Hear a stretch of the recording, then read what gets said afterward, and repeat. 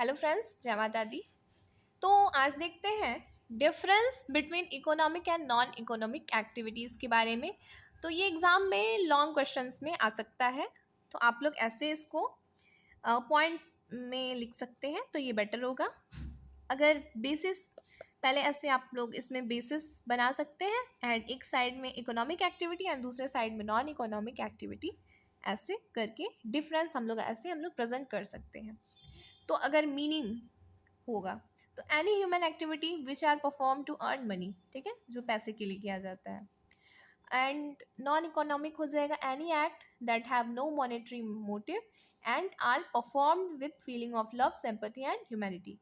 यानी कि कोई भी एक्ट जो कि पैसे के मोटिव से ना किया जाए और प्यार, सहानुभूति और मानवता की दृष्टि से और इस भावना से किया जाए तो वो होता है नॉन इकोनॉमिक। ये इसका मीनिंग हो गया, मतलब हो गया। अब देखते हैं कि डेफिनेशन क्या होता है। तो ये ऐसे होगा, economic activity are the activities that are perform to earn money. Non economic activities are activities that are performed not to earn money but to earn the satisfaction. यानी कि जो इकोनॉमिक होता है वो पैसे अर्न करने के लिए होता है, लेकिन नॉन इकोनॉमिक पैसे अर्न करने के लिए नहीं, लेकिन संतोष या संतुष्टि को अर्न करने के लिए होता है, जो कि सेल्फ सेटिस्फैक्शन भी कह सकते हैं। अब देखते हैं ऑब्जेक्टिव क्या होता है इन दोनों के बीच में। तो इकोनॉमिक में देखते हैं, the main objective of economic activities is to produce goods and services for human so that their wants and needs are satisfied.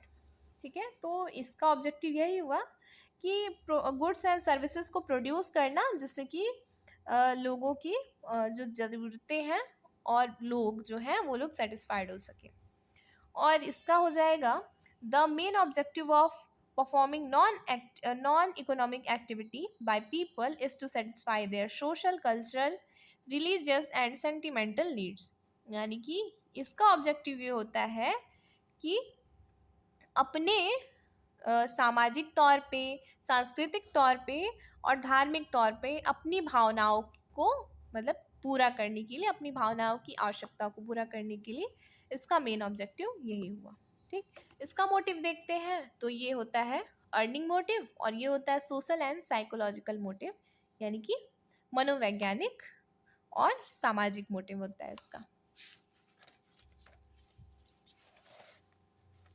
इसका देखते हैं कि इकोनॉमिक का एक्सपेक्टेशन क्या होता है। तो पीपल एक्सपेक्ट प्रॉफिट और इनकम। ठीक है, इसमें लोग प्रॉफिट एक्सपेक्ट करते हैं and people do not expect profit and income. इसमें वो लोग ये एक्सेप्ट नहीं करते हैं। पर्पस क्या होता है, टू वेल्थ क्रिएशन, ठीक है, धन कमाना। और इसमें होता है टू साइकोलॉजिकल सेटिस्फैक्शन, यानी कि मनोवैज्ञानिक संतुष्टि, अपने मन की संतुष्टि के लिए किया जाता है ये। और मेजरमेंट क्या होता है, इसको मनी में हम लोग मेज़र कर सकते हैं और नॉन इकोनॉमिक को नहीं कर सकते हैं।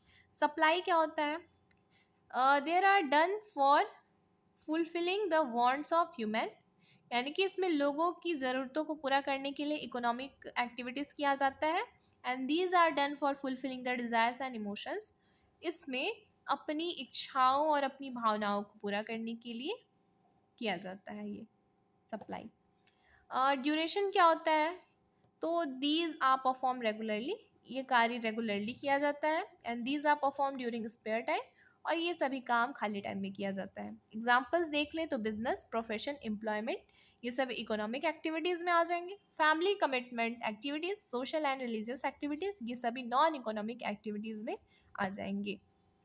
ठीक है, आई होप आप सबको मेरी बातें समझ में आई होंगी।